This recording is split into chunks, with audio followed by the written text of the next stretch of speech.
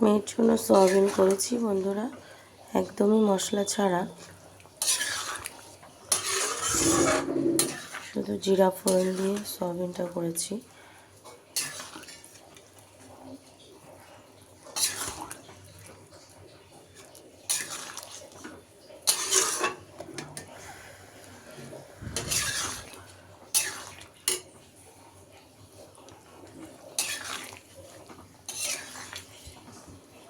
ওর বাবাও ঝাল অতটা পছন্দ করে না, আর মেয়েও তো ঝাল খেতে পারে না, এখন অনেক ছোট, তাই জন্য ওর বাবার আর মেয়েদের জন্য একই রকম তরকারি করি।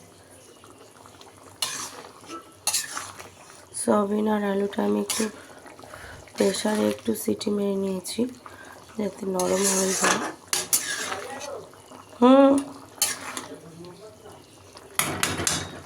কেমন হয়েছে একটু জানাবো। ধনেপাতা একটা টমেটো দিয়েছি শুধু।